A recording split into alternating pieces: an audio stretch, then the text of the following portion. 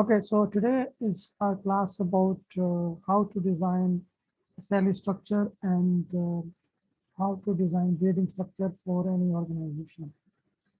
So, so first of all, what is the grading structure? Can anybody would like to tell me what do you think? What is grading structure?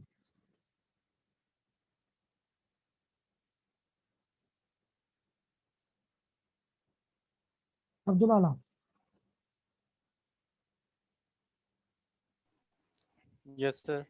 Sir, grading structure is basically to set a group of people of same benefit structure and salary slabs throughout organization. We may call it grading structure. Okay. Anyone else?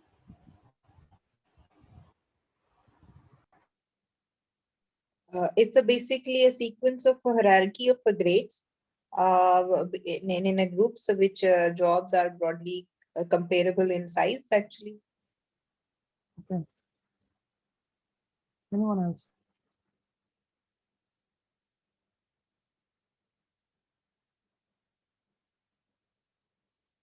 No one else.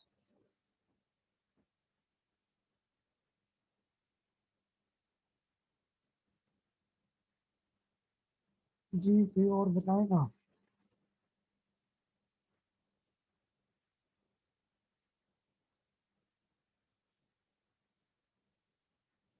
Refrain.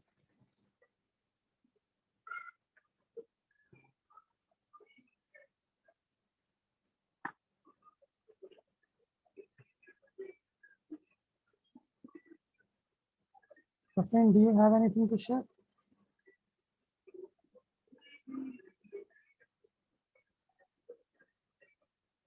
Taha is joining us. I think Taha shared something in the group. Yes sir अस्सलाम वालेकुम आप इधर हैं? Sir मैं बस अभी आया So Taha, what do you think? What is grading structure? Sir grading structure is like we just define designations into grades like if we have a helper then we will design in B1 and if we have a operator we put into B2 and we have set their salaries as per their grades and scales. Okay. So I think grading structure is a way to organize Yes sir. similar positions in your organization to classify. You can say it's a way of classification of position, and the positions who are of the same nature or same level, you can easily classify them, and it helps you to standardize the benefits Yes structure sir. of your It's organization. standardized in all units and all branches. If we have a salary structure, then there is no misconception in salaries Okay. and designations. So Taha, did you design or what are you proposing? Can you share the structure Yes, which sir. you shared in the group? Yes, sir. Okay, I'll share. do you want to share screen or do you want me to share screen? So I'm trying to share my screen. Okay, please. Yes.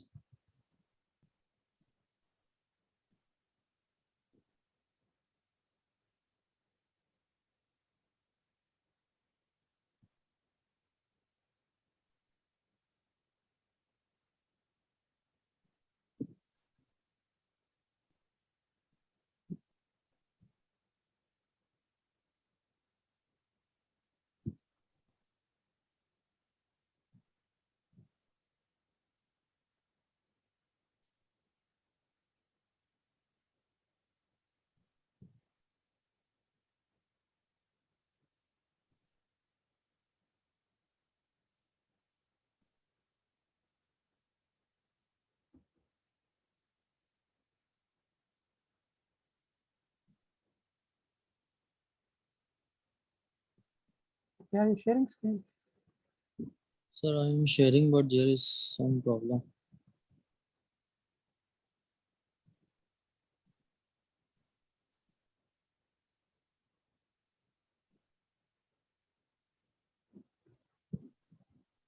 Sir, can you see my screen? Yes. So, but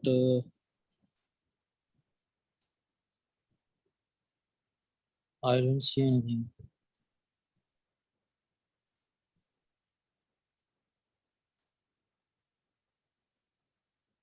You can see your screen, but we can only see. No, sir. Now you have to Sir, open the document as well, which you want to share.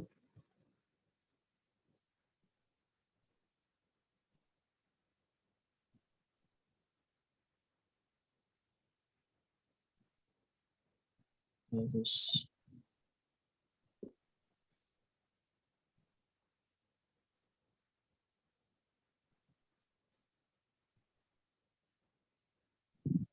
Let me open the document which you shared.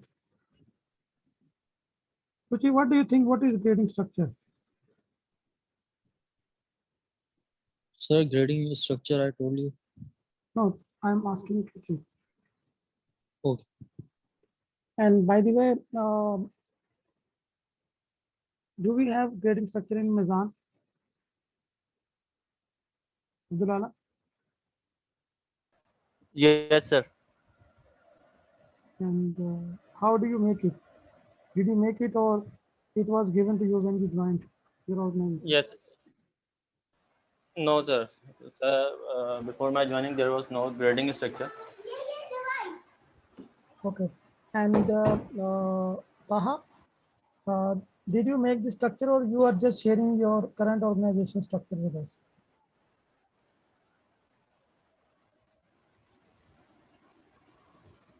Taha? The structure which you shared in the group.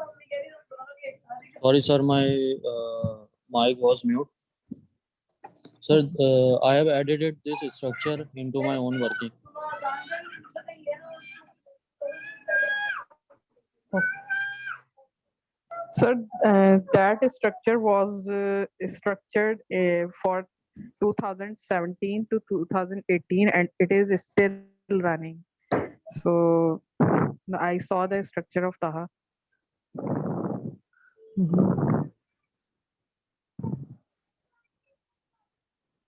Fine. Okay, so let's discuss how to make a structure.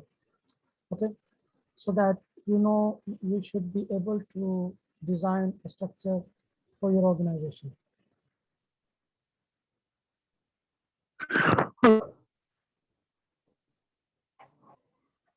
Okay, Tuti, you want to say something? I have read your message.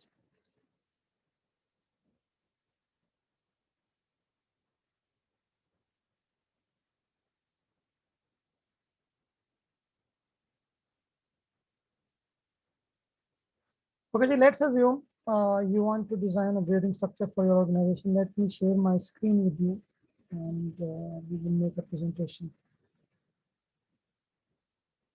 Can you see my screen? Yes, sir. Yes.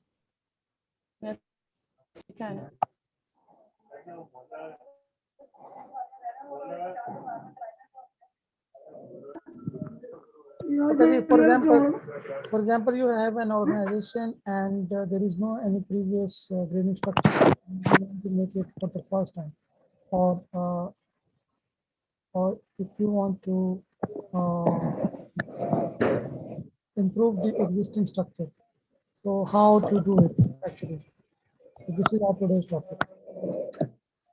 Can you all please mute your mic because there is some noise when I'm recording actually.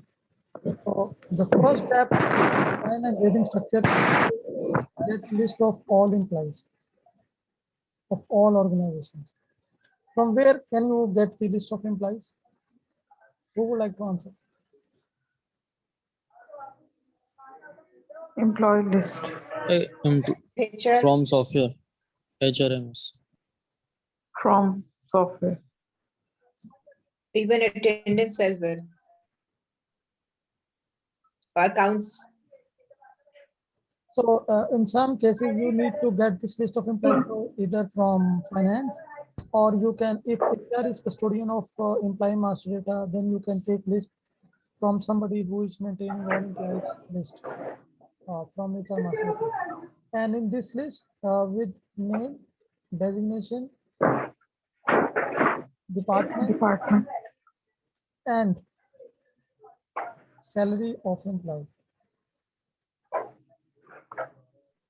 And what you can also do, you can also get date of joining. This is the list which you need when you want to make grading structure in your organization. Okay. Okay. सो नम्रा खान को आवाज नहीं आ रही. नम्रा, भी आपको आवाज आ रही है? बाकी सर सबको आवाज आवाज ठीक आ रही है? में अभी सही आई है, वैसे तो बहुत ज्यादा खराब है। बाकी सबको मेरी आवाज ठीक आ रही है? आ रही है सर। भाई हाँ अपना जी, अपना इंटरनेट आ रही देखो है। भाई.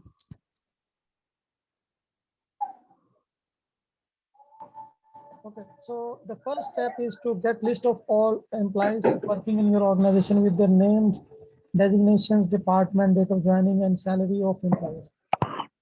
So now the second thing which you have to do is to, this list should be in Excel. Okay.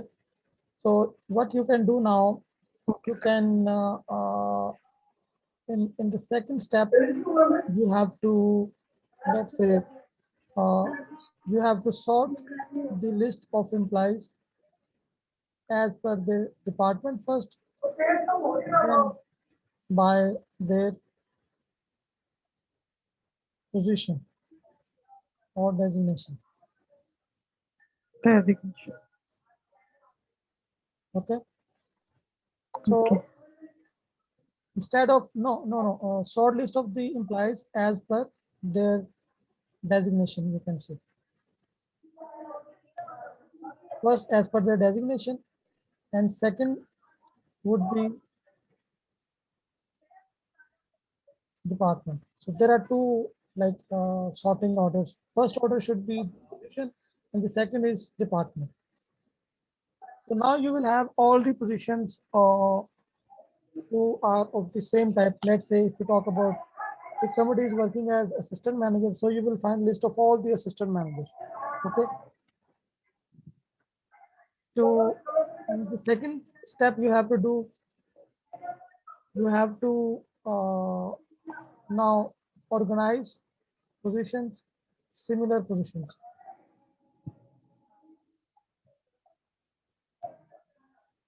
So what you can do, you can and give them a temporary or symbolic grade. Okay, do you understand? Yes. So far, is it difficult or easy to understand? Easy, sir, but symbolic grading means? Let's say you have assistant manager position, so you give a symbolic grade. Let's say A. If you are manager, B. Okay.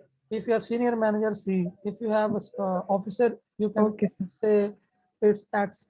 So you can give some symbolic grade. Okay. Okay, sir.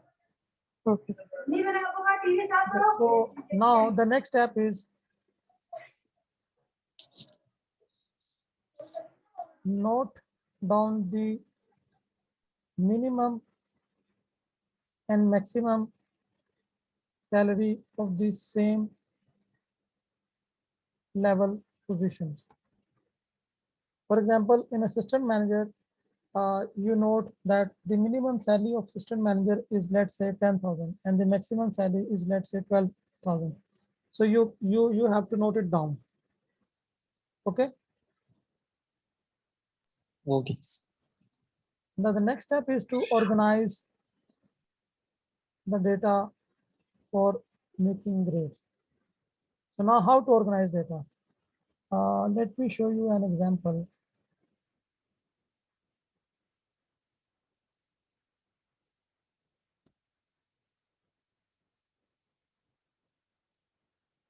So for example, I share my another file now.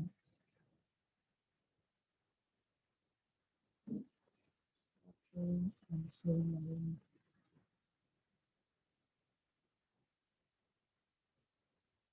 Can you see the Excel sheet?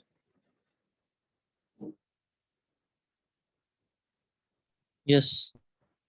Okay, so let's make let's assume we have these 1918 implies. Okay, so this is the list of employees with their salary. Okay, name, designation, department. So what I did actually, I sorted this list of employees as per the designation. Okay, this is the first step which we have to do.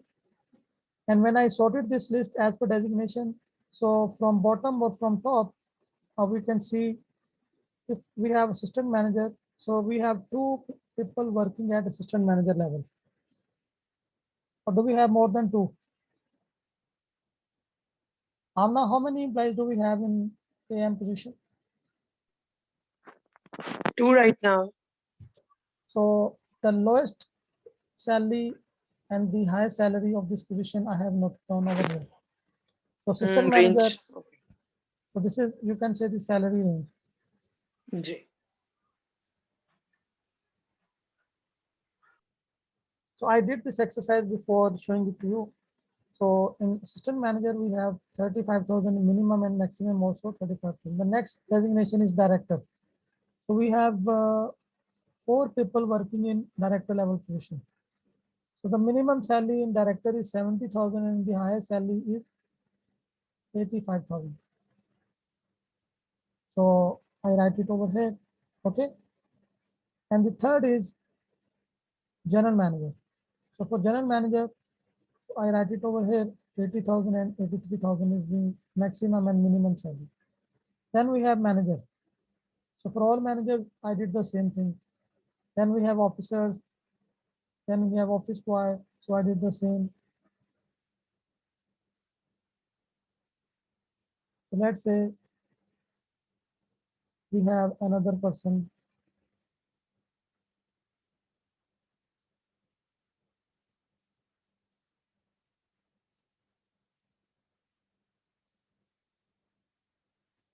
We have Taha, let's say, he's working as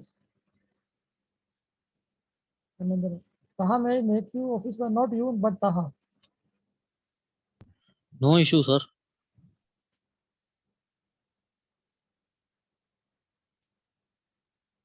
So now over here we can say we have 7,000 is the biggest salary.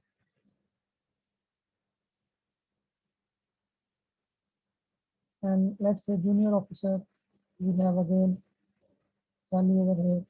And senior manager. And senior manager.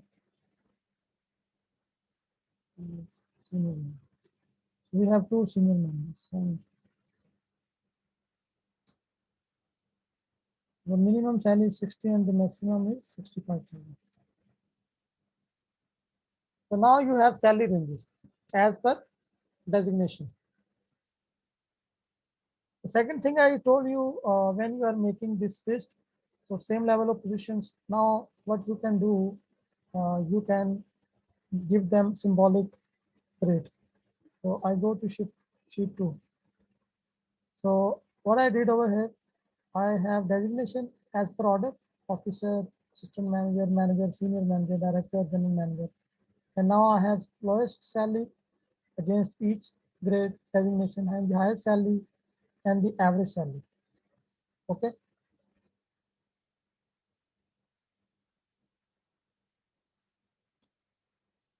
So now we know, if we need to know the average salary of officer in our organization, so we can say the average salary is 23,500, which we are giving, because this uh, average salary matters a lot, not the lowest or highest salary.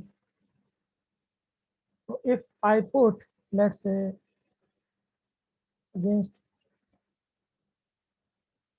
each position, how many employees we have, so we can put over here. Let's say we say we have two officers, three assistant managers, we have two managers, we have one senior manager, we have two directors, we have one GM. In total, we can say total employees are 11. Okay, so what I did, I entered for officer, I said it's grade 1, assistant manager grade 2, manager grade 3, senior manager 4, director 5, GM 6.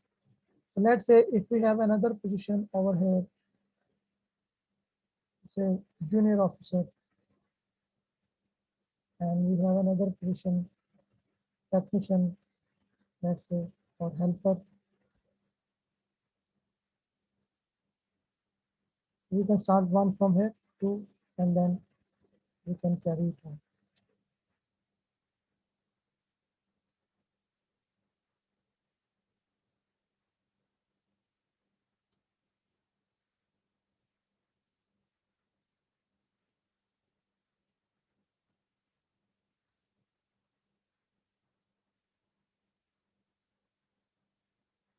ठीक है जी? Any misunderstanding over here? Is it No, clear sir. now? Yes. Okay, so now I use the same sheet which was shared by Taha. Is the sheet actually?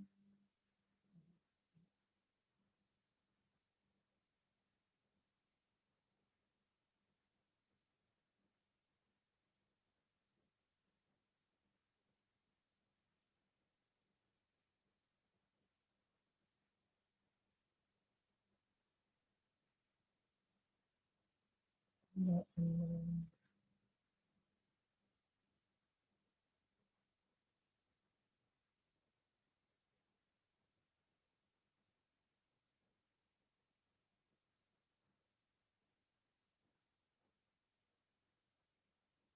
Taha, I'm going to play with your data which you shared. Can I play? Yes, sir. So to play with data, you should know how to use Excel. How many of you know how to use Yes. Excel? I know. Yeah, लड़कियों की weakness होती है Excel actually. usually. आमना आपका Excel कैसा है? Expert level नहीं है, but good enough. मतलब I can play around with pivot table और वाओ, पिवट काफी. टेबल. हाँ, क्योंकि माशाल्लाह. मसला ये हुआ कि इनिशियली तो ऐसा कुछ भी नहीं आता था. जब लोकल इंडस्ट्री में आई ना, वो MNCs में ये होता है कि आपके सिस्टम्स बहुत अच्छे होते हैं, जरूरत नहीं पड़ती है. और लेकिन हाँ, पिछले 3 सालों में मैंने इस चीज को सीखा है, सच, वरना पहले नहीं आता था honestly. मैंने एक्सेल सारा कोक पे सीखा है. Although before joining Coke, Sir. I had written a Sir. book on Excel. Sir मेरी हमें एक वी पूरी लुकअप book. और कंडीशंस बहुत चाहिए थी. तो जितना मैंने एक्सेल हाँ, कोक VLOOKUP. में यूज किया ना, इतना यानी कि मल्टीनेशनल में आपका एक्सपीरियंस हुआ होगा डोमेस्टिक में, लेकिन हाँ. मल्टीनेशनल में ज्यादा रिपोर्टिंग बहुत ज्यादा होती है मल्टीनेशनल में. अच्छा नहीं, मेरा टेलीकॉम इंडस्ट्री का जो है उसमें उनके पास अपने इतने सिस्टम से उसमें सारी रिपोर्टिंग हो जाती थी. ओके. नहीं तो जी, शायद यही उसमें वो एक उसमें होता है कि आपने बस डेटा पंच करना होता है, रिपोर्टिंग किसी और लेवल पे यूज हो रही है. आप हाँ, हो रिपोर्टिंग कीजिए. सकता है. ओके जी, I am sharing with you the same list which Taha made share. Okay. So I just reorganize the data. So now I'm sharing in group.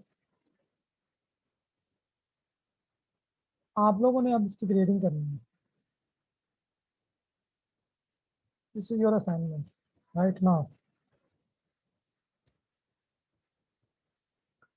अपने अपने सिस्टम या जो भी आप लोगों ने कनेक्ट किया हुआ है उसके ऊपर आप इंडिविजुअली देखें. I give you 5 minutes and I am waiting over here. I'm stopping sharing my screen. आप जो mobile laptop whatever you have connected. By the way, मैंने आज सोच लिया कि मैंने आइंदा से ना आप लोगों को मोबाइल का नहीं कहना. एक तो हो सकता है कुछ लोगों की प्रॉब्लम हो. Secondly, it's up to you guys. If you want to do it, do it. If you don't want to do it, don't do it. So I have shared in the WhatsApp group. So please just download the list and organize it as per grades. Grades बनाए उसके कैसे बनेंगे? I'm not asking you to make salary structure, salary grades. Don't make salary slabs और salary ranges नहीं बनानी. सिर्फ grading बनानी है, उनकी grading करनी है.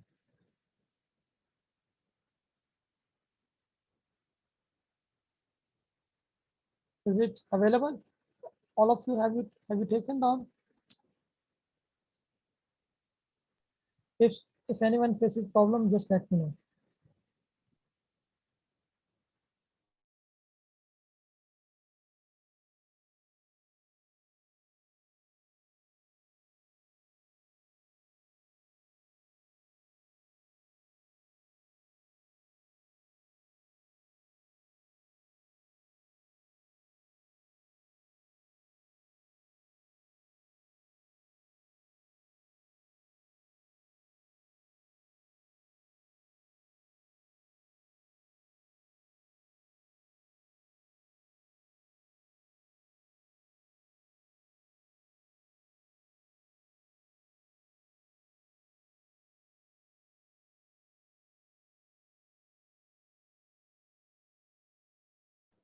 Are you able to understand it?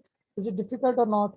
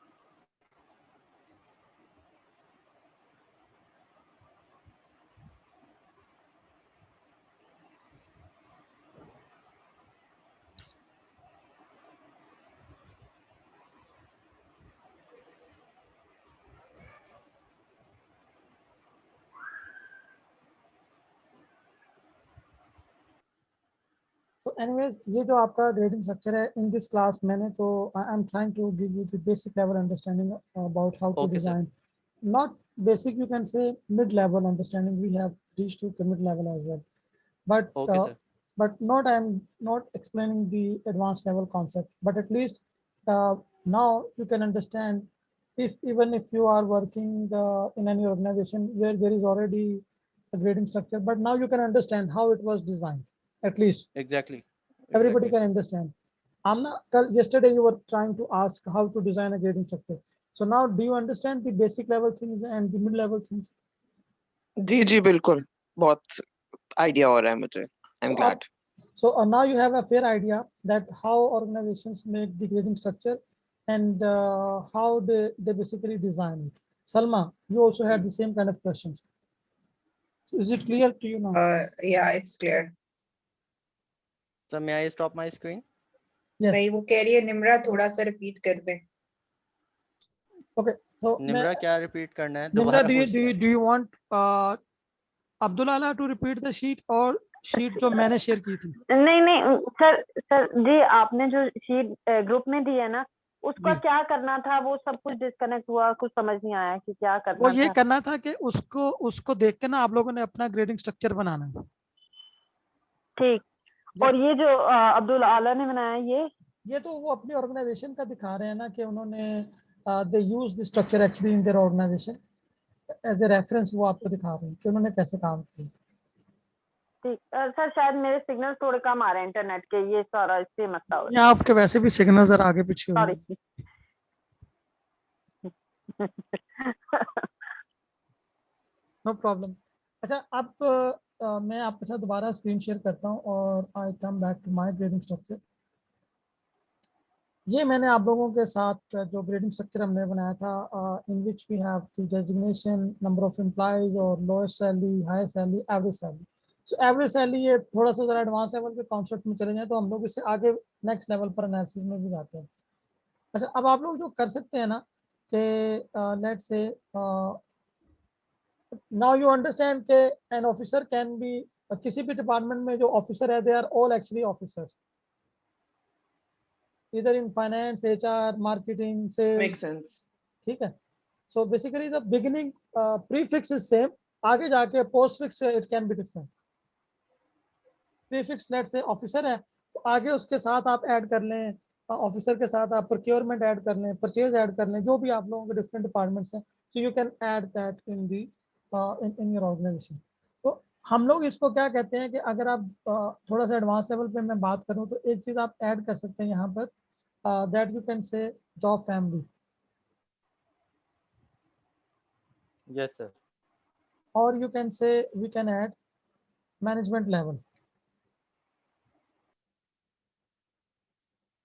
Over here we can say it's non-management position. Officer level you can say is administration level position. Assistant manager you can say middle management. Again manager is a middle management.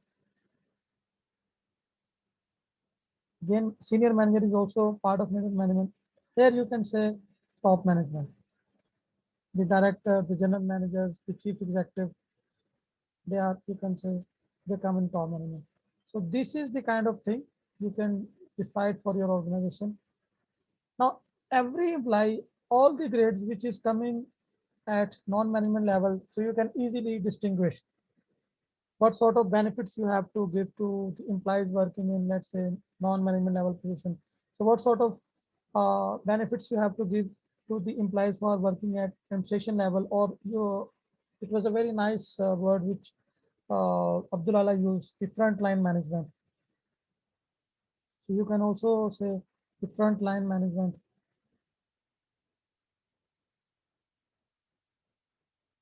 So what sort of management benefit you have to give to these frontline management? Or in some organization, they also call them as supervisory level positions.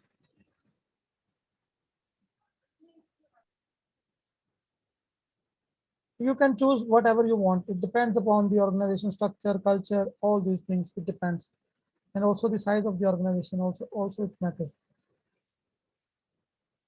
So now we have to decide about the benefits. So one of the reason to make the grading structure is it helps you basically to categorize or classify the level of positions in the organization. And second, it helps you to decide about the benefits which you want to give to your employees. So it can easily help you to categorize the benefit.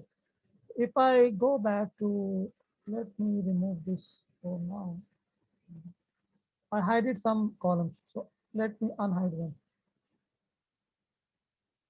Over here you can see, so let's say if we have to give mobile, so we can easily decide. So do we have to give to non-management? No. Do we have to give frontline management? Let's say we say no.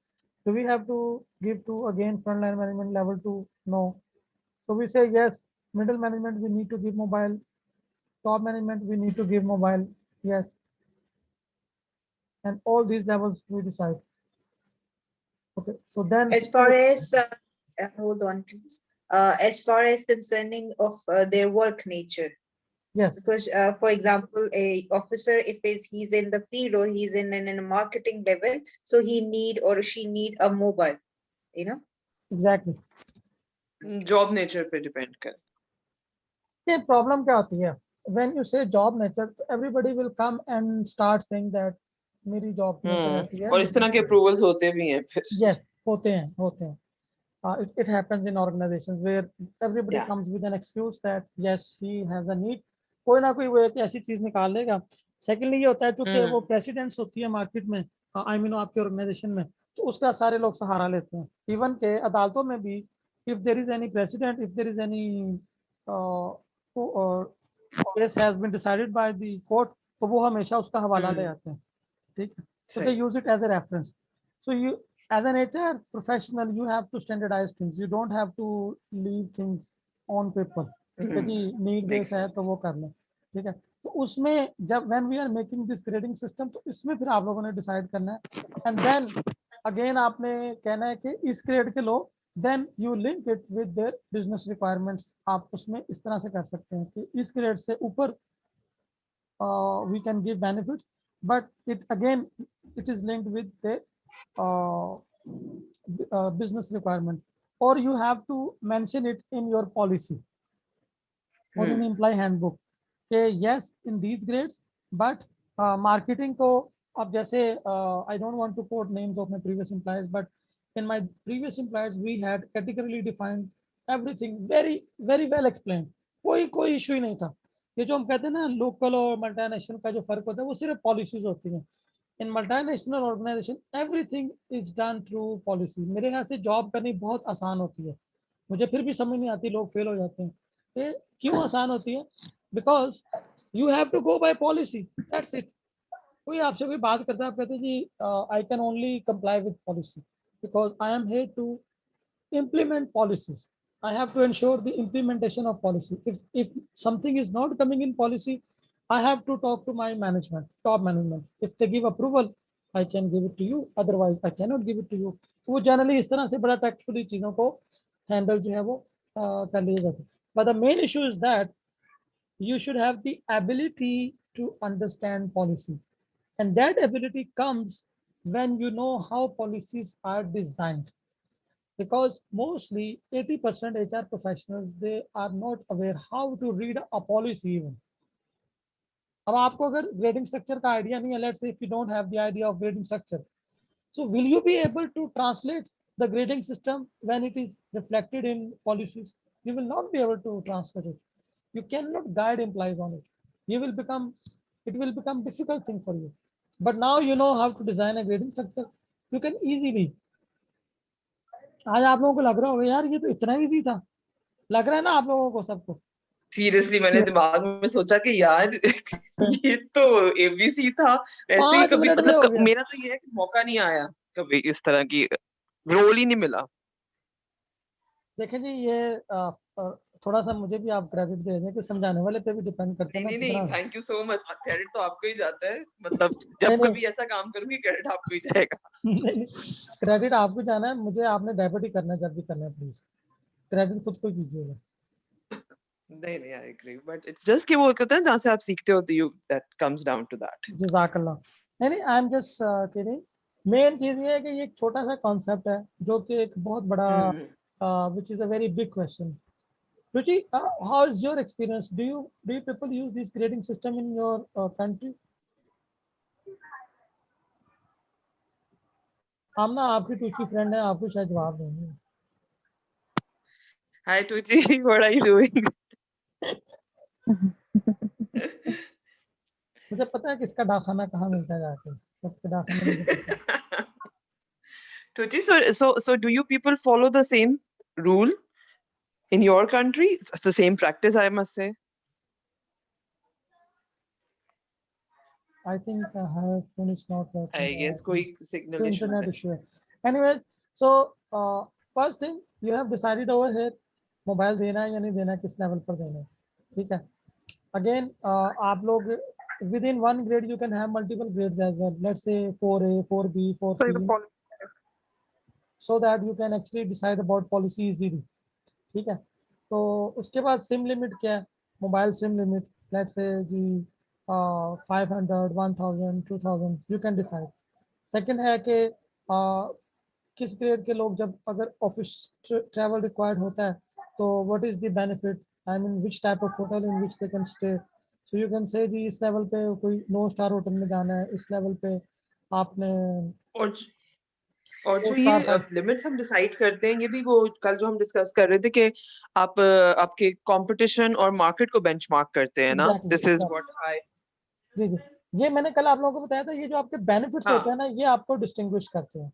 अब मैं Coca Cola में मेरी कोई इतनी बड़ी position नहीं थी, I was working at a senior level position, लेकिन मेरे ग्रेड से हमें बिजनेस क्लास ट्रैवलिंग अलाउ थी। इवन के डोमेस्टिक ट्रैवलिंग में मेरे से 2 ग्रेड छोटे थे, वहाँ से हमारी business class travelling start air by air travel start होता था। यानी कि लाहौर से इस्लामाबाद जाना होता था तो वी कुड यूज एयरप्लेन। तो वो मार्केट में बड़ा मशहूर हो रहा था। मेरा एक दोस्त है, वो एक मल्टीनेशनल कंपनी का वो चीफ एग्जीक्यूटिव है, तो वो मेरे साथ बहुत ज़्यादा उसका होता था कि जी भाई तुम तो बिजनेस क्लास में ट्रैवल करते हो, हम तो इकोनॉमी में ट्रैवल करते हैं। उनकी कंपनी की पॉलिसी है कि बिजनेस क्लास है ही नहीं, सब लोग इकोनॉमी में करेंगे। तो ये जो होता है ना आपका मार्केट में ब्रांड बनता है, ये जो आपके बेनिफिट्स होते हैं। लेकिन हमारा मकसद यहाँ पर ये है कि we don't want to make a brand something like this कि इतना lavish अपने organization को show नहीं करना कि पैसे आ नहीं रहे let's say और आप कहें जी benefits बड़े जबरदस्त हैं, ठीक है जॉब है नहीं लेकिन benefits बहुत जबरदस्त हैं. I also know organizations जहाँ पर benefits बहुत अच्छे हैं लेकिन लोगों ने बेचारों ने ट्रैवल किया है उनको 6-6 महीने से पैसे नहीं मिले, वो कहते हैं जी हमने जाना ही नहीं, ट्रैवल ही नहीं करना. तो उसका क्या फायदा आपको, क्या आप इतना जबरदस्त ट्रैवल करें but you get nothing out of it, you are spending everything from your pocket. So I don't recommend such things. तो उसमें फेयर प्रैक्टिस से शुरू करें कि रियलिस्टिक यानी कि हो at least people should get benefit. फिर ग्रेजुअली वो चीज़ें इंप्रूव करती हैं जैसे जैसे बिजनेस ग्रो करता है, मैनेजमेंट को भी अवेयरनेस आती है, सब लोगों को अवेयरनेस आती है तो फिर उसको वो इम्प्रूव करना शुरू कर देते हैं. आज जो मल्टीनेशनल जो ये बेनिफिट्स दे रही है उसके पीछे 100 साल की हिस्ट्री है. So they have huge budgets. अब उसके साथ हमने अपने आप को कंपैरिजन नहीं करना, लोगों को भी आपने यही समझाना होता है. कितने मैं आप लोग चूंकि आप लोग पॉलिसी मेकर्स हैं, एचआर प्रोफेशनल हैं, मैं एक चीज हमेशा लोगों को समझाता हूँ कि कितनी ऑर्गेनाइजेशन है पाकिस्तान में जो कोका कोला है, देयर इज वन. कितनी ऑर्गेनाइजेशन है विच इज नेस्ले, यूनिलीवर. हम इन्हीं को बेंचमार्क करते हैं ना, लोग जब जॉब के लिए जाते हैं जी कि मुझे कोक में जॉब मिले, नेस्ले में मिले, यूनिलीवर में मिले. बैंकिंग में भी तो एक दो बैंक होंगे विच आर नंबर वन. हर सेक्टर में एक दो ऑर्गेनाइजेशन है जो कि नंबर वन है. तो अगर आप वो पर पर्सन पर उसकी रेटिंग करें कि कितने परसेंट की एम्प्लॉयबिलिटी होती है, प्रोबेबिलिटी यूज करते हैं ना वो स्टैट में कि how much probability you have to get a job over there. in Coca-Cola Pakistan, total there are only 3,000 management positions. That's it. सिर्फ 3,000 एम्प्लॉयज हैं पाकिस्तान में. अब आप इमेजिन करें, डिवाइड 3,000 विद कितनी अवाम है हमारी. So let's divide, let's say 3,000 22 crore. Out of 22 crore हम लोग कहते हैं जी 11 करोड़ जो है ना वो लोग ऐसे हैं जो कि शहरों में रहते हैं. उसको फिर हम फर्दर फिल्टर कर देते हैं कि उसमें से जो इतने उतने 6% लोग लेट से वो ऐसे हैं जो कि मास्टर्स किया है, जिन्होंने बैचलर्स किया पाकिस्तान के, हम उसमें अपने आप को रेट कर लेते हैं. तो 22 करोड़ का 6% निकाले ना पहले, ये जो रेटिंग है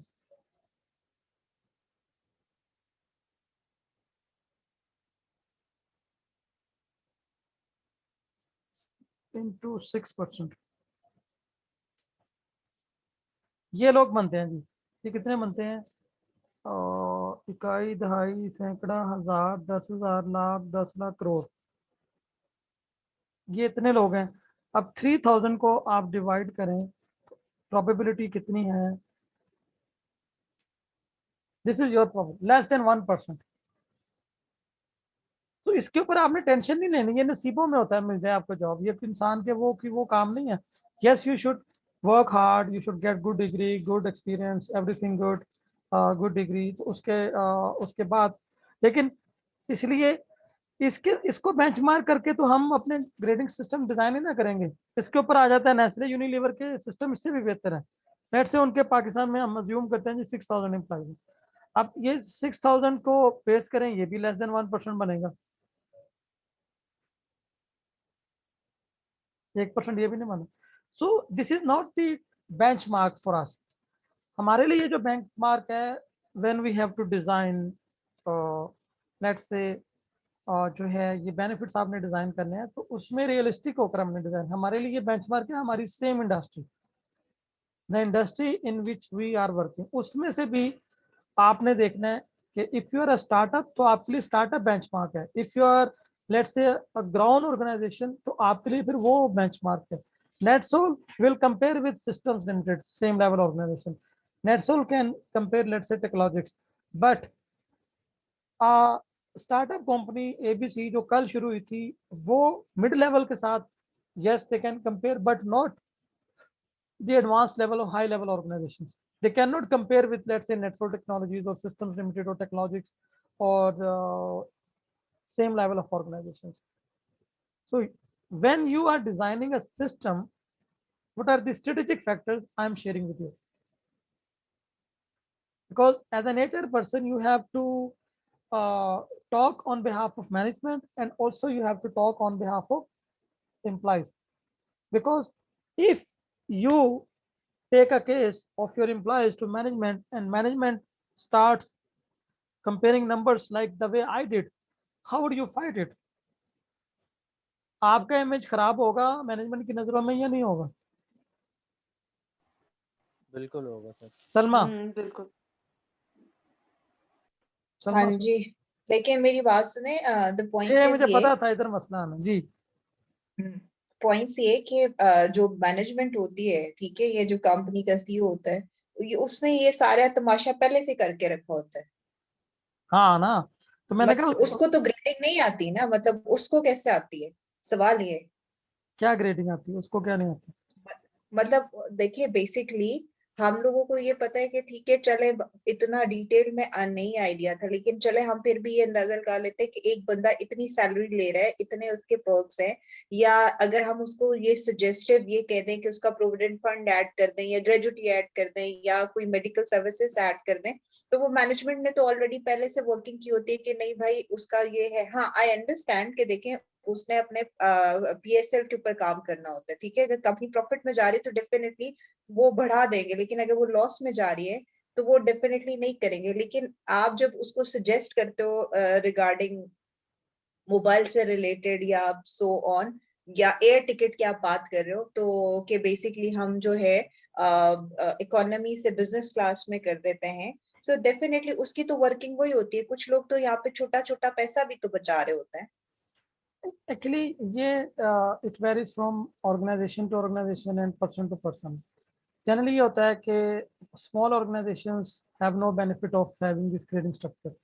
ये ग्रेडिंग स्ट्रक्चर होता है आपका जो है मिड लेवल ऑर्गेनाइजेशन से स्टार्ट होता है। फॉर एग्जांपल अगर आपकी हाँ, ऑर्गेनाइजेशन आई 100 से एग्री, बिकॉज ग्रो आपने अभी करना शुरू, कोक का एग्जाम्पल, सॉरी, आपने कोक का एग्जाम्पल दिया, बिकॉज ये वाला जो ग्रेडिंग सिस्टम है ना, ये जिसको जिसको रिलीजियसली तो नहीं हम कह सकते, लेकिन जहाँ पे बनता है और जो जिसको फॉलो किया जाता है, या जिससे इस सिस्टम को मद्देनजर रखते हुए उससे पर्क्स और उससे बाकी कंपनसेशन प्लान्स डिजाइन किए जाते हैं, वो ज्यादातर मल्टीनेशनल ग्रुप्स हैं या ऐसे ग्रुप्स हैं जिनका जो जो जो स्टाफिंग है वो 200 प्लस है या अच्छा 1000 अब या आप बताएं, प्लस है। आप एसएमई में काम कर रही हैं, आपको एचआर मैनेजमेंट की जरूरत है या नहीं है? सॉरी, मैं किधर काम कर रही हूँ? लेट्स से आप एसएमई में स्मॉल इंडस्ट्री में काम कर रही हैं, ठीक है, हाँ जी। वहां पर भी इसकी जरूरत होती है। ये डिपेंड करता है कि आपका जो टॉप लीडरशिप है ना उसकी थिंकिंग कैसी है। समटाइम्स आपकी जो टॉप लीडरशिप है उसकी थिंकिंग नहीं होती इन चीज़ों के ऊपर।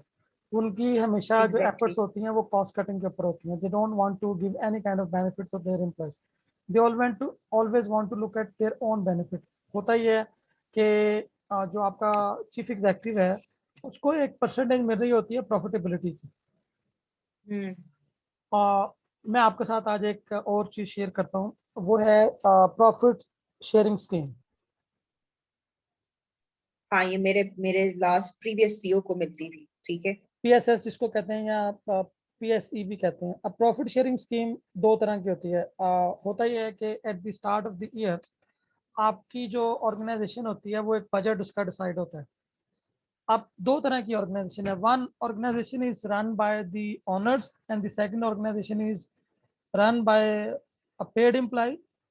बट ओनर जो है वो चेयरमैन, वो घर पे बैठ के बस इंजॉय कर रहा है, उसने एक एम्प्लॉय रखा है और वो जो एम्प्लॉय है chief executive, he took a person from market and he is running the organization, and chief exec or chairman or the owner of the organization is, let's say, sitting out of the country, or he is not involved in the operational matters of the organization। वो बस क्या करता है कि वो साल के शुरू में एक बजट दे देता है और बजट जो है वो कहता है जी आपने इस बजट के अंदर खेलना है। अब उसमें ये होता है कि if you save more than 20% budget, for example आपको 1 लाख रुपया बजट मिला एक साल का खर्चा करने के लिए, and if you save let's say more than 20% budget, तो 20% तो ऑर्गेनाइजेशन को चला जाएगा और उससे ऊपर जो बजट बचेगा वो आपको मिल जाएगा। उसमें ये होता है कि फिर चीफ एग्जेक्टिव का चूंकि वो पर्सनल इंटरेस्ट इन्वॉल्व हो जाता है, वो फिर हर चीज पे कट लगाता है। सेकंड ये होता है कि सेकंड ऑर्गेनाइजेशन ये होती है कि वो कहती हैं जी कि if you save let's say 15% से ज्यादा बजट आप सेव करते हैं, ये मैं ऑर्गेनाइजेशन का माइंडसेट आपको, तो वो कहते हैं जो बजट सेव होगा ना वो जितने भी डिपार्टमेंटल हेड्स हैं वो उनमें डिस्ट्रीब्यूट होगा, सिर्फ चीफ एग्जेक्टिव में सेव नहीं होगा, वो सब में सेव होगा। उसका बेनिफिट फिर ये होता है कि फिर सारे स्ट्रगल करते हैं। तो मैं ये जो सेकंड माइंडसेट है ना, मैं इसको अप्रिशिएट करता हूँ। थर्ड जो ऑर्गेनाइजेशन होता है, माइंडसेट होती है, वो ये कहती है जी कि जो आप लोग प्रॉफिट सेविंग करेंगे, बजट सेविंग करेंगे, उसका सर्टेन परसेंटेज इम्प्लाइज को मिलेगी, लेट से 50% इम्प्लाइज को जाएगी, और जो रिमेनिंग 50% है वो डिपार्टमेंटल हेड को जाएगी, और लेट से कोई उसकी सर्टेन परसेंटेज जो है वो चीफ एग्जीक्यूटिव को जाएगी। अब सब लोग उसको मिलकर काम करते हैं, इसके ऊपर कोई नहीं आता। क्यों नहीं आता? क्योंकि चीफ एग्जीक्यूटिव इसकी तरफ आने नहीं देता, या डिपार्टमेंटल हेड्स भी इसकी तरफ आने नहीं देते, क्योंकि डिपार्टमेंटल हेड्स जो होते हैं वो उसके टीम मेंबर होते हैं चीफ एग्जीक्यूटिव के, वो उनको कॉन्फिडेंस में लेके चलते हैं, या उनको चीफ एग्जीक्यूटिव के कॉन्फिडेंस में आना पड़ता है। So they have to do like this. अच्छा, अब जो अगर तो जो चेयरमैन है वो अपनी ऑर्गेनाइजेशन के ब्रांड के ऊपर कॉन्शियस है, तो फिर वो क्या करता है, वो ग्रुप पॉलिसीज को निचले लेवल पर इम्प्लीमेंट करता है, ताकि उसका जो है, लेट से आप लाहौर में हैं, लाहौर की कंपनी कराची में जाके ऑपरेट कर रही है, तो वो फिर चाहता है कि मेरा कल्चर सारी जगहों पे सेम चले। जब आप लोकली लोगों को बहुत ज़्यादा एक फ्रीडम दे देते हैं, तो फिर वो उस फ्रीडम को नाजायज इस्तेमाल करते हैं। मैं एक ऑर्गेनाइजेशन का नाम नहीं लेता उसका, वो कराची से वो ऑर्गेनाइजेशन ऑपरेट होती है। अब लाहौर में वो एक इंश्योरेंस कंपनी है, वो कराची की इंश्योरेंस कंपनी है। लाहौर में उसके एक एम्प्लॉय ने, आप लोगों ने सब एचआर प्रोफेशनल, आप लोगों को लोगों के इश्यूज उतने नहीं पता, लेकिन मैं आपको बताऊँ, उनकी सेल्स का एक बंदा है, सेल्स ऑफिसर, जिसका काम होता है जाकर डोर टू डोर उसको सेल करना, इंश्योरेंस को। उसका जो रेजिग्नेशन है वो हेड ऑफिस में जाता ही नहीं है। वो इस लेवल पर उसको इतना टॉर्चर करके हैंडल किया जाता था कि मैं आपको बता नहीं सकता। उसने मेरे से डिस्कस किया, मेरा लकीली उस ऑर्गेनाइजेशन का हेड एचआर जानने वाला था, मैंने उसको बात की, एक दिन के उसके अंदर वो इशू रिजॉल्व हुआ जो पिछले 3 माह से रिजॉल्व नहीं हो रहा था। जस्ट इमेजिन, इस तरह की ऑर्गेनाइजेशन है। तो ये अगेन डिपेंड करता है Salma, from person to person, from organisation to organisation. Generally ये जो ऑर्गेनाइजेशन होती है ना, जो स्मॉल स्केल ऑर्गेनाइजेशन होती हैं, इसके अंदर ग्रोथ माइंडसेट नहीं होता। जो ऑर्गेनाइजेशन ग्रोथ माइंडसेट रखती हैं, जो टॉप लीडर्स उसके रखते हैं ना, मैं आपको बताता हूँ वो फिर ऑर्गेनाइजेशन बहुत ग्रो करते हैं। If you spend money on your employees, I tell you, you will always be benefited. ये लॉ ऑफ नेचर है, 1। नंबर 2, लॉ की रिक्वायरमेंट है। नंबर 3, एथिकल रिक्वायरमेंट है। Number 4, you will feel your employees are motivated, highly है।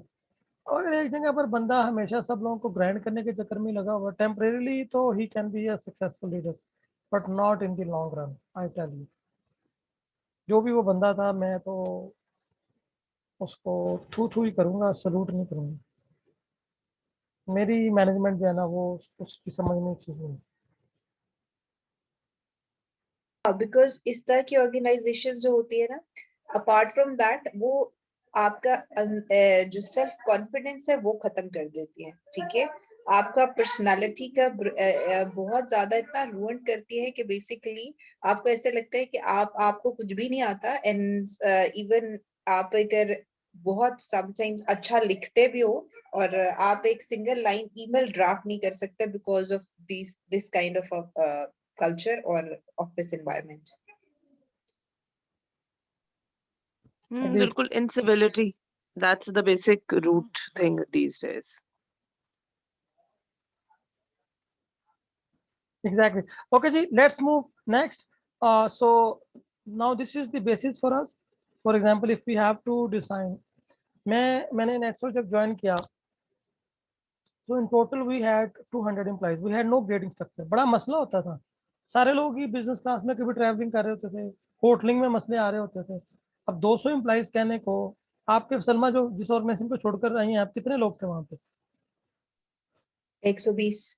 तो 120 is a reasonable number two make such standards. Slowly ये चीज़ें adopt करनी पड़ती हैं, इश्यूज आते हैं, आहिस्ता आहिस्ता आपको पीपिन करना पड़ता है। ये चीज़ों को स्टैंडर्डाइज करना कोई आसान काम नहीं है, ये बड़ा टाइम लेती है, और इसमें आपको एक चीज़ से पकड़ना पड़ता है। जब आप सारी चीज़ें स्टैंडर्डाइज करने की कोशिश करती हैं ना, तो वही होता है जो आजकल पाकिस्तान में हो रहा है, कुछ भी नहीं ठीक होता, फिर एग्जैक्टली दूसरा सबसे महंगाई बड़ी होती बात है ये कि और लूटमारी होती एग्जैक्टली दूसरा सबसे बड़ी बात ये होता है कि जब आप ऑर्गेनाइजेशंस ज्वाइन करते हो ना, बात स्मॉल ग्रुप का या बिग ग्रुप का नहीं होता, ठीक है। बात सिर्फ होता है the person who is running, उसके पीछे जो माइंडसेट है ना वो क्या है। अगर एक बंदा फॉर एग्जांपल 2-2 रुपए की कैलकुलेशंस करेगा ना, तो डेफिनेटली वो ऊपर से लेके नीचे तक जाता है, सही है। और लेकिन ये अगर अगर कोई आपके बेसिक ऑर्गेनाइजेशन का चीफ एग्जीक्यूटिव ऐसा है ना जिसका फाइनेंस का बैकग्राउंड है, तो फिर तो आप टफ टाइम लेने वाले हैं। अगर आपके ऑर्गेनाइजेशन का चीफ एग्जीक्यूटिव ऐसा है जो सेल्स या मार्केटिंग से प्रमोट होकर आगे गया है, या आईटी से या एचआर से, तो वो फिर ऐसा बंदा होगा जिसका माइंडसेट टोटल डिफरेंट होगा, ये मैं आपको बताऊंगा।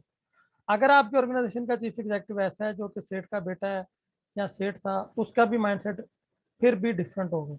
लेकिन अगर सीएफओ चीफ एग्जीक्यूटिव बन गया है, तो फिर वो 80% केसेस में हो सकता है कि वो टफ टाइम देगा, वो अगर बंदा कोई फिर सेल्स पैसे का देने वाला बंदा नहीं। हो, नहीं नहीं, अगर कोई सेल्स का बंदा हो और बुकॉल उसके ठीक है, बिकॉज उसके कि जिसने अपने घर में जिसके 9 से 10 12 बहन भाई हो और एक ही कमरे में हो और अपने पूरी लाइफ में गुर्बत ही देखी हो, ठीक है। सो उसका माइंडसेट क्या होगा। आपको पता है कि जब जजेस के लिए सिलेक्शन होती है, तो उसके लिए वो जो ऐसे लोग होते हैं ना, जो ऐसे बैकग्राउंड से आते हैं, जो बहुत ज़्यादा जिन्होंने पॉवर्टी लाइफ में देखी होती है, वो दो तरह के लोग होते हैं। या तो जब उनके हाथ में इख्तियार आएगा तो वो लोगों को बांटेंगे, या फिर वो उनके हाथ में इख्तियार आएगा तो उसको पूरी तरह इस्तेमाल करेंगे।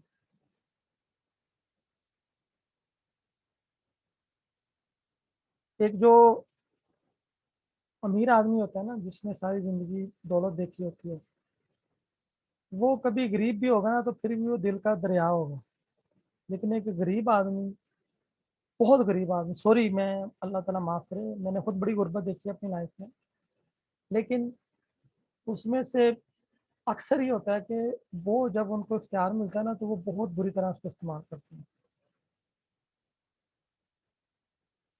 जिस बंदे की आप बता रही हैं, जो एग्जांपल आप दे रही हैं, मेरे ख्याल से उसको इख्तियार मिला होगा तो वो बड़ी बुरी तरह इस्तेमाल करता है।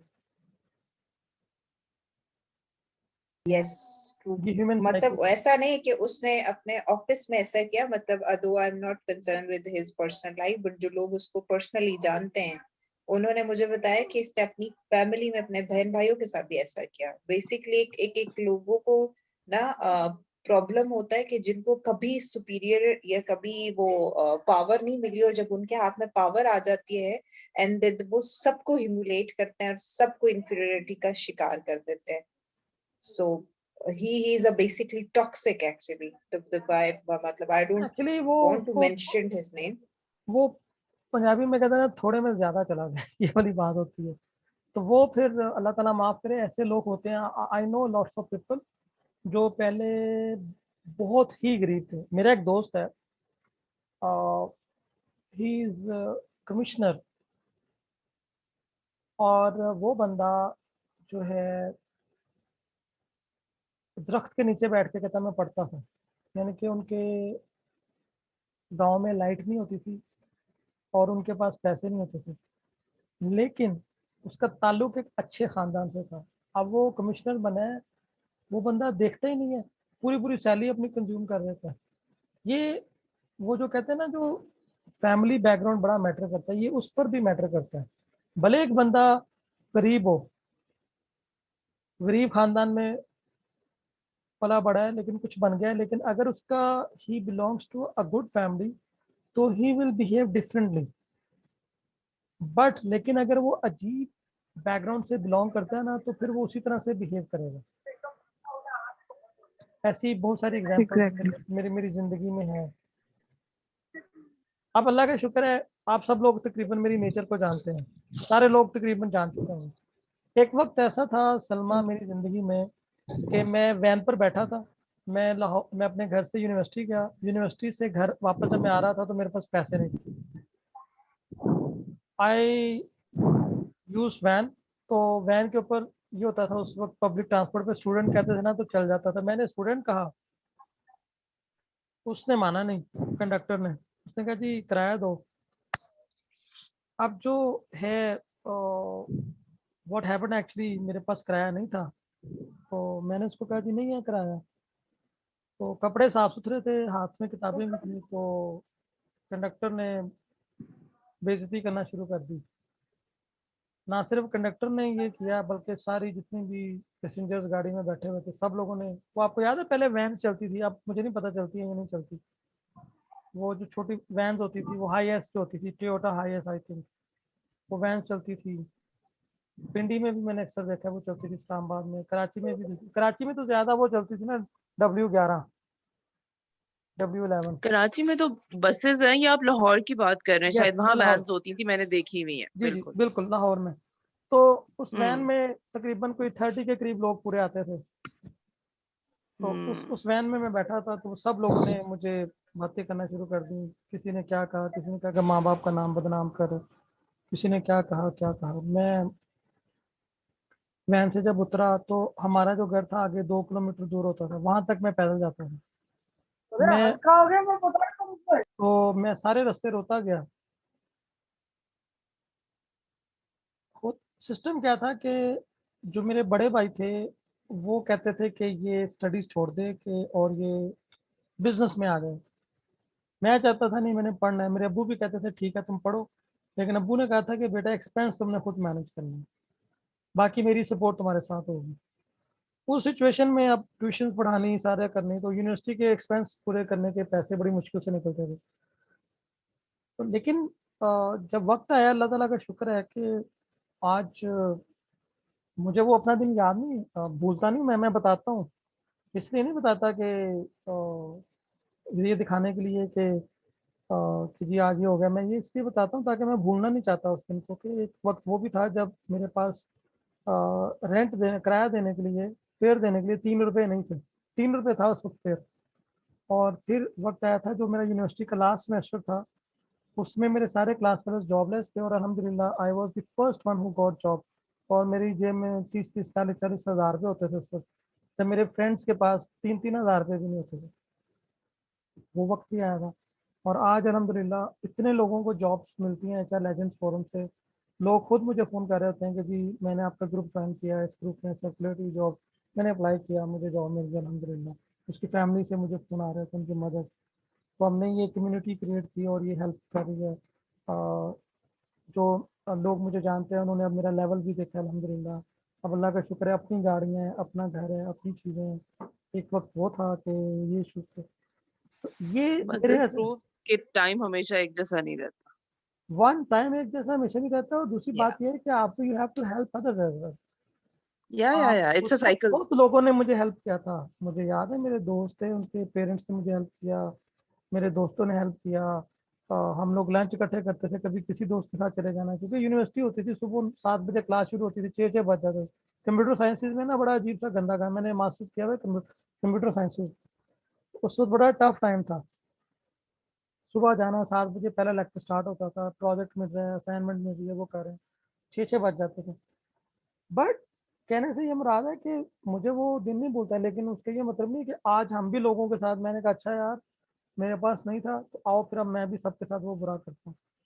मैंने, मेरा छोटा भाई था वो दुकान पे बैठता था, उसको समझाया बेटा छोड़ दे, ये दुकान खत्म और वही हुआ। अब दुकान खत्म होगी, मेरा बड़ा भाई अब फ्री है, वो बेचारा परेशान होता है। छोटा भाई, उसको समझाया, उसने जॉब स्टार्ट करी, उसने पढ़ना शुरू किया। आज वो मेरे से ज्यादा अच्छी पोजीशन पे काम कर रहे हैं, वो मेरे से ज्यादा वेल सेटल्ड है। और वो मुझे कहता है कि भाई वो मेरा, मुझे वो हर उसकी एक बात में मैं शामिल होता हूँ कि भाई ने मुझे मशवरा दिया और मैं आज जो है ना अल्हम्दुलिल्लाह में, मैं उसको अब आगे भी मैंने सब लोगों को यही कोशिश की पूरी अल्हम्दुलिल्लाह। अल्हम्दुलिल्लाह अल्लाह ताला ने ये काम कराया कि कई मेरे ख़ानदान में जो लोग जो कि नहीं पढ़ते थे उन्होंने पढ़ना शुरू किया, उनकी अब नस्लें संवर गई हैं। मेरे कजन्स जानने वाले, उनको समझाया, उन्होंने देखा, उनको साथ उनकी फीसें तक मैं देता रहा। जब मेरी जॉब स्टार्ट होगी उनके पास पैसे, उनकी फीसें दी। आज वो भी कई लोग मेरे से ज़्यादा आगे निकल गए हैं, कई लोग मेरे से ज़्यादा, लेकिन अपनी जगह पर वो बहुत अच्छे सेटल्ड हैं अपनी फैमिली के हिसाब से। तो ये जो गिविंग है ना, वो फिर आपको चीज आगे बहुत लेकर जाती है। जो बंदा टेम्परेरीली तो फेम मिलता है, हर बंदे को जिंदगी में एक दफा फेम जरूर मिलता है। अब उसको सस्टेन करना, मेंटेन करना एक आर्ट है। वो फिर तभी होता है जब आप लोगों में चीजें बांधते हैं, अदरवाइज फिर वो चीजें खो जाती है, निकल जाती है हाथ से, चीजें निकल जाती हैं। आपको वन टाइम आपको जंप मिलेगा, फिर वो जंप ही होगा, फिर जंप से आप नीचे गिर जाएंगे। मेरे ख्याल से वो जो बंदा जिसके आप एग्जाम्पल दे रही हैं वो लॉन्ग टर्म नहीं चल सकता ऐसे कुछ लीडरशिप पोजिशंस के ऊपर। मैं ऐसे बहुत सारे लोगों को जानता हूँ। सिर्फ यही नहीं सलमा जो आप बता रही हैं, आज भी मेरी एक किसी और से बात हो रही थी, तो वो भी साहब ऐसे ही हैं कि वो इवन के अपनी बीवी बच्चों के ऊपर 1 रुपया स्पेंड करना पसंद नहीं करते। 1 रुपया उनके घर में फाके चलते हैं। और वो बंदा 18वें ग्रेड का ऑफिसर है, not even 18th grade officer, getting 2 lakh salary, but he is just saving saving saving. ये भी बेबरकती होती है कि आपके पास पैसे है लेकिन आप इस्तेमाल नहीं कर सकते। कितना अनफॉर्चुनेट होता है ना ये। You have money but you don't spend it, you don't enjoy it, और you don't make your family members to enjoy it. कितना बड़ा ये वो नहीं है कि अजाब नहीं है ये भी? इमेजिन करें, एक तरह से अजाब नहीं बिल्कुल, ये महसूस होता? एक मेरा ख्याल है ये भी इम्तिहान होता है जब अल्लाह ताला आपको पैसे देते हैं ना, तो वो एक इम्तिहान ही होता है। सो वो जिस बंदे का आप बता रहे हैं तो बस उसका इम्तिहान है जो वो पूरा नहीं कर नहीं, पा आप रहा। जैसे ये सलमा बता रहे हैं कि वो उसकी फैमिली वालों के साथ भी यही करता है, तो वो भी एक, हाँ, बिल्कुल वो भी उसके ऊपर एक तरह से अजाब नहीं है कि वो जो दूसरों के साथ कर रहा है वो उसके अपनों के साथ भी हो रहा है? कि आपके बिल्कुल पास वो खुद ही कह रहा है। यू हैव मनी, पैसे आप किस लिए कमाते हैं? आसाइश के लिए, घर वालों के लिए, बीवी के लिए, बच्चों के लिए, माँ। अगर आपने पैसे अ, कमाए और माँ बाप को आपने कोई आसाइश नहीं दी, बहन भाइयों को नहीं दी, बीवी बच्चों को नहीं दी, खुद को नहीं दी, तो फायदा क्या उस पैसे का? नहीं, कुछ मतलब लोग पैसे मैं इसलिए भी इसमें कमाते बताती हैं। हूँ कि वो 16 लाख रुपए सैलरी लेता है, 16 लाख। ओह ठीक है, गॉड, ओह गॉड। 16 लाख, और 16 लाख को डिवाइड पता है कैसे करता था? सिर्फ घर का खर्चा रखता था 1.5 लाख रुपए, बाकी सब वो जो बॉन्ड्स या पता नहीं कौन सी इन्वेस्टमेंट होती है उसमें डाल देता था। ठीक है। वही कुछ एंड लोग होते हैं बैंक बैलेंस देख के ना उनका खून बढ़ता है, वो कहते हैं कि जितना नहीं नहीं, ये ज्यादा खून नहीं जमाओ। आई हैव बढ़ता, सीन सच पीपल। ये खून नहीं, आमना, उनके लिए वो खून बढ़ता है, लेकिन यकीन जाने वो बेबरकती है। बिल्कुल। मैं आपको एक बात बताता हूँ, मैंने इंश्योरेंस कराई हुई इसमें स्टेट लाइफ में, और 4 साल हो गए मेरी इंश्योरेंस हर साल जा रही थी। अब 4 साल बाद वो उसके बेनिफिट स्टार्ट हो जाते थे। मैंने मैंने मेरे बुजुर्ग हैं बाबा जी, मैं उनसे ना सारी मजहबी रहनुमाई लेता हूँ। मैंने उनसे डिस्कस किया कि इस तरह बाबा जी मैंने इंश्योरेंस कराई हुई है, तो क्या इज इट शरई? उन्होंने कहा बेटा, 3 जो है ना, जो स्कॉलर्स है ना, 4 स्कूल ऑफ थॉट्स हैं टोटल पाकिस्तान में, पूरी दुनिया में। तो उसमें 3 स्कूल ऑफ थॉट्स जो है ना वो they have allowed it, but 1 school of thought is not allowing it. तो मैं इसलिए एंड जब व्हिच तक, इज हनफी, राइट? यस, हनफी, हनफी ने अभी तक नहीं अलाउ या किया। ठीक है, तो कहते हैं मैं जो है ना, इसलिए जब तक चारों नहीं ना उसको अलाउ करेंगे तो मेरे हाथ से वो अलाउ नहीं है। तो मैंने कहा कि फिर अब मैं क्या करूं? कहते देखिए बेटा देख लें, लेकिन ना मेरा ख्याल है कि बेबरकती होती है अगर किसी चीज़ में नहीं होती है चीज़ ऐसे में। मैंने नेक्स्ट डे वो कैंसिल करा दी। वो जो इंश्योरेंस वाला था वो मेरे घर आया तो मुझे कहता है कि आप बहुत बड़ा नुकसान कर रहे हैं, देखें। मैं कल अभी एक, anybody knows about Firdous market in Lahore? जी, सुना मैं। Firdous market is the most prime location of Lahore. यानी कि for example I live in Valencia town. Valencia में अगर एक प्लॉट करोड़ रुपए का है तो वहां पर वो 10 करोड़ रुपए का है कमर्शियल है सही। जी। तो वो कहते हैं जी कि वो कमर्शियल का भी super elite commercial, total elite वो अच्छा। वहां पर है। एक्स्ट्रा एलीट नहीं जो कहने क्या, वो सारा। तो कहते हैं जी फिरदौस मार्केट में उन्होंने मुझे घर बताया, मुझे बिल्कुल उस घर का पता था। कहते हैं कि वो खातून है, उनकी एक ही बेटी है, और वो देखो उनको घर का जो है कि मंथली 4 मिलियन उनको रेंट आता है। एक पोर्शन उन्होंने रेंट पे दिया हुआ है, एक पोर्शन में वो खुद रहती है। एक ही उनकी बेटी है, वो क्या नाम है, इंग्लैंड में चली गई है, और वो पाकिस्तानी स्टाइल, वो इंग्लैंड के लिविंग स्टाइल को वो कहती है मैंने हस्बैंड नहीं रखना, वो इस तरह से मुख्तलिफ मर्दों के साथ रहती है। और उन्होंने मेरे साथ अभी 4 करोड़ रुपए का साइन अप किया। फिर उन्होंने मुझे दूसरी, उन्होंने किया, तुम कुछ भी नहीं हो, तुम क्या कर रहे हो? फिर उसने दूसरी एग्जांपल दी कि एक और मेरा सेकंड क्लाइंट है, उन्होंने कल मेरे साथ 4 करोड़ रुपए की इंश्योरेंस साइन अप की है। वो जो उनका एक बेटा है, वो बेटा अमेरिका में रहता है, उनका 2 कनाल का घर है डिफेंस में, और वो अंकल सुबह बस उठते हैं, पानी शानी देते हैं, 2 गाड़ियां घर पे, और वो एंजॉय कर रहे हैं और ये लाइफ।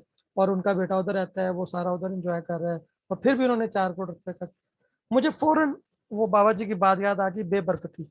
अब ये क्या बेबरकती नहीं है कि आप एक शख्स का, they have big house, they have a lot of money in Pakistan, but parents के वो बच्चे नहीं मिल सकते, बच्चे आउट ऑफ कंट्री रहते हैं, और पेरेंट्स इधर फिर वो पैसे को मल्टीप्लाई कर रहे हैं। इधर मदर जो है वो अकेली रहती है, बेटी छोड़ के अमेरिका चली गई, इंग्लैंड चली गई, वो वहाँ की लाइफ एंजॉय कर रही है, वो इस पाकिस्तानी सिस्टम को फॉलो नहीं करना चाहती, वो इस्लामिक सिस्टम। इजंट इट वो बेबरकती वाली बात नहीं होगी कि आपके पास है लेकिन आप फिर भी स्ट्रगल पे स्ट्रगल करते जा रहे हैं। मैंने कहा शुक्र है मैंने इसको खत्म कर दिया कि you have so much money but आप उसको एंजॉय नहीं कर सकते, आप कंफर्ट उसका एंजॉय नहीं कर सकते। भैया आपके पास करोड़ों रुपए हैं, आप सुकून से बैठे घर वालदा के पास बैठे, उसकी खिदमत करें, उसको पूछें, उसके साथ आए जाएं। आपको क्या जरूरत है, आपने एक नई जगह जाके चार्टर्ड अकाउंटेंट, आपने वहां जाके जॉब शुरू कर दी है, आप माँ के साथ भी नहीं बैठ, आपकी प्रॉपर्टी ऐसी जगह पर है कि जहां पर आपको कुछ नहीं करना, सिर्फ रेंट से ही आपको महीने के मिलियंस मिलते हैं। जस्ट इमेजिन, फिर मुझे मेरा मेरा घर है, मुझे 1 मिलियन रेंट मिले, मुझे क्या जरूरत है ये मैं जो पंगे ले रहा हूँ, रातों को ठुट के पढ़ाता हूँ। जस्ट इमेजिन ना, ऐसे ही होता है ना। आप लोगों को मेरी बात जी बिल्कुल, बड़ी अजीब सी बिल्कुल लगती है ऐसे ही होता है। कि नहीं आप नहीं नहीं, अजीब सी नहीं, ये रियलिटी ऑफ लाइफ है। तो एक बंदे को 16 लाख रुपए मिलते हैं लेकिन फिर भी वो 1.5 लाख रुपए बस घर का निकालता है, और वो यकीन जाने मैं आपको बताता हूँ वो सही तरह के जुराबे भी नहीं इस्तेमाल करता होगा। मैं एक जमाना था 20 रुपए वाली जुराब नहीं खरीदी जाती थी, अभी मैं 500 रुपए की तो मेरी सॉक्स आती है, 1000 रुपए की। बात कर मेरे कुछ दोस्त ना मेरे ऊपर हंस रहे होते हैं, तुम पागल हो, ये 1000 रुपए की तुमने जुराबें नहीं दी, इसमें तो पूरा सूट आ जाता है। मैं कहता यार अब मैं एंजॉय करना चाहता हूँ, मेरे एक वक्त था मैं 20 रुपए की नहीं, मैं आई वांट एंजॉय इट। मैं थोड़ा मार्क्स ज्यादा है, मुझे दे दे। मैं मार्क्स एंड स्पेंसर पे जाके मैंने 3000 रुपए का सिर्फ इसका बॉक्सर लिया। अल्लाह आपको पूछेगा, इधर गरीब मर रहे हैं। लेकिन उसको मैंने 6 साल इस्तेमाल भी किया था, ये भी इमेजिन कर। वो पे मेरी जान नहीं छोड़ता। तो बस कहने वही से है ना, पैसा आ गया। मतलब देखे, आपने इतनी सारी कहानी सुनाई, आई अप्रिशिएट। कुछ लोगों के पास पैसा आ जाए ना, वो हरकतें चेंज कर लेते हैं, लेकिन फिर उसको रगड़ के नहीं, वो देखें जी 3000 इसीलिए खर्च किया था ताकि ये फिर लॉन्ग टाइम चले। तो कहने से मुराद ये है कि सलमा ये ना देखें कि एक बंदा कितना कमा रहा है, ये देखिए वो कितना एंजॉय कर रहा है। हो सकता है आप 20,000 सैलरी ले रहे हैं आप, लेकिन एंजॉय करते हैं उसको, आपको फुल मजा आता है। क्यों अब्दुल आला, रात को जाके फुल टाइम एंजॉय अल्लाह करते का हैं। शुक्र है जी। मतलब मैं बिल्कुल सर, महंगा रोए एक बार, सस्ता रोए बार बार। हाँ जी, हमने and कराची it's में it's not and it's not about the वो thing that हमारी उर्दू की basically वजह से पूछी भाग ही गई है। it's not, I believe on one thing कि basically ज्यादा हो थोड़ा हो, अगर आपको सुकून की और कंफर्ट की नींद आती है ना, तो that's a blessing। लोगों के पास बहुत कुछ है या कुछ नहीं है ना, people comfortably नहीं सोते, सुकून से नहीं सो सकते।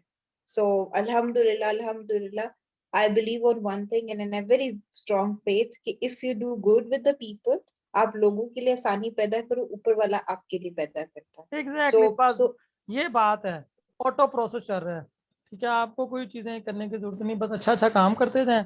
और जब जब आपको मौका मिले ना, जब आपको पोजीशन है, तो लोगों के बारे में सोचें, उनकी वेलबींग उनकी वेलफेयर के बारे में सोचें। उस वक्त आप चीफ एग्जेक्टिव ना बन जाए कि जी अब मैं तो कुछ नहीं करूंगा, ये तो पैसे मेरे पास ही आने चाहिए। ठीक है, सरेंडर करें चीजों के लिए, आप अपने पैसों को सरेंडर करें अपनी टीम के लिए, ये फिर ही चीजें चलती हैं। अदरवाइज 4-5 साल तो चल जाते हैं, जिंदगी 60-70 साल की ऑन एवरेज पाकिस्तान में है। 58 ईयर्स आ रही है मेल की, फीमेल की जो आ रही है वो 2 साल ज्यादा ही है वैसे तो। वो आपने देखना है, facts and figures as an HR professional आपके पास बहुत ज्यादा होने चाहिए। सर कुछ लोग तबीयत से गरीब होते हैं, मतलब सब कुछ होने के हाँ, बावजूद उसको यस लेके बैठे रहते हैं। यस यस, सही आपने कहा। तो अच्छा जी, अब हम नेक्स्ट चलते हैं। ये हमारी तो तो जितनी सैलरी है हम उसको एंजॉय करते हैं। क्या करें, ये कल का कोई पता नहीं, कल आ रही है या नहीं आ रही। हाँ, मैंने बना भी था। कभी कल के बारे में नहीं सोचा। कल के लिए प्रोविडेंट फंड है ना, काफी है। वो देख लेंगे ना। ओके जी, नेक्स्ट अब हमने ग्रेडिंग सिस्टम डिजाइन कर लिया। अब आप लोग जो है इसके ऊपर सामने अब आप लोग बेनिफिट्स डाल सकते हैं कि किस लेवल पर आपने एयर टिकट देनी है, किस लेवल पर आपने ट्रेन टिकट देनी है, किस लेवल पर आपने बस की टिकट देनी है। मैं एक ऑर्गेनाइजेशन में था, वहाँ पर हम लोग ट्रेन की भी टिकट देते थे, बस की भी देते थे, उसकी भी देते थे, एयर टिकट भी देते थे, वो लेवल के मुताबिक था। फिर किस लेवल पर आपने डेली अलाउंस देना है, अगर कोई ओवर टाइम करता है किस लेवल पर ओवर टाइम अलाउ है, किस पे नहीं है, ये सारी चीज़ें। फॉर एग्जांपल एक तो आपकी ऐसी ऑर्गेनाइजेशन है जहाँ पर लेबर लॉज अप्लाई होते हैं, कुछ ऐसी ऑर्गेनाइजेशन होती है जहाँ पर लेबर लॉज अप्लाई नहीं होते, तो वहाँ पर आपने कैसे चीज़ें, आपकी पॉलिसीज होती हैं, वो गाइडलाइंस होती हैं, तो उसको आपने लेके सर ये चलना है। आप सब लोगों अच्छा सर, सर ये आप सब ये लोगों जो की आप सब लोगों की ये ऑर्गेनाइजेशन है जो इतना कुछ देती है, हमें तो 20 भी पूरे नहीं मिलते। आप ये बिलीव कर, आप स्कूल में पढ़ाती हैं या क्या करती हैं? नहीं नहीं, मैं एक छोटी सी ऑर्गेनाइजेशन में हूँ, वहां पर होती हूँ। चलें आपके मतलब आप हौसले के लोगों लिए की मैं बात नहीं नहीं, मैं मैं आप लोगों की बातें सुनती हूँ, बड़ा अजीब लगता है मुझे कि ये ऐसा किसी कहाँ जमाने में होता है मुझे यार। भी लगता था। मैं एक ऑर्गेनाइजेशन में, एक स्कूल था, बड़ा बहुत बड़ा स्कूल और बहुत बड़ी वो एजुकेशन इंस्टीट्यूट था, उधर मैं काम करता था। और वहाँ पर मेरी सैलरी पता कितनी थी? 1700 rupees. I was computer operator.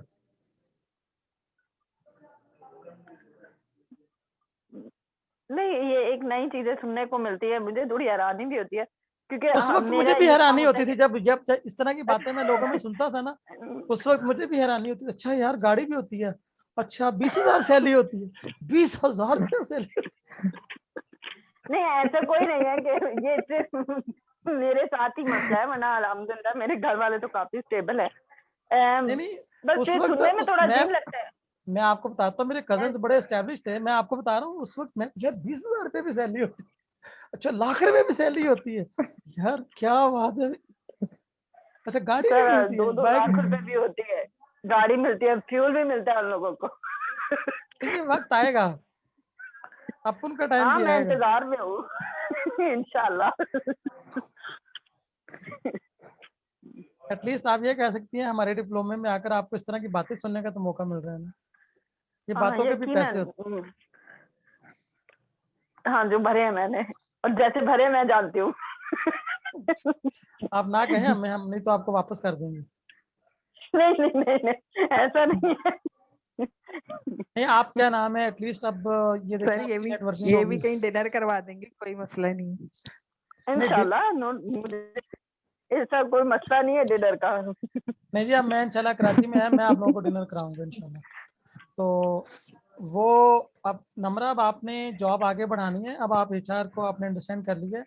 अभी इनके पीछे पड़ जाएं, जफरीन के, ताहा के, आमना के, अब्दुल आला के, ये आपके जो कराची के लोग हैं, ये आपको किसी जगह पर एचआर में लेके निकलें बाहर, ताकि हम आपने कराची में, ये बड़ा मसला ना लोगों का, अब लाहौर में भी ये शुरू हो गया, क्योंकि लाहौर भी बहुत एक्सपैंड कर गया, तो लोग ना अब एरिया देखकर जॉब करते हैं। अच्छा जी, मुझे ऑफिस से घर जाने में कितना टाइम लगेगा, घर से ऑफिस जाने में कितना टाइम लगेगा, ये बहुत मैटर करता है। लेकिन शुरू में कराची में भी ये चैलेंज बहुत है आजकल, सही बात कराची में तो ये चैलेंज है ही, लाहौर में भी स्टार्ट हो गया है। स्टार्ट हो गया है, you're right. मुझे याद अच्छा है, मेरी सर, जो मैं एक पहली चीज जॉब पूछ थी, रही थी। मुझे 1 घंटा लगता था ऑफिस जाने में, पहली जॉब पे 1 घंटा। सर मुझे 1.5 घंटा आने में, 1.5 घंटा जाने में लगता है। तो आप देखें ना, आप जॉब भी तो कर रही हैं ना, आपको मजा भी आता है। लेकिन सर मैं बचपन से ख्वार हूँ ना।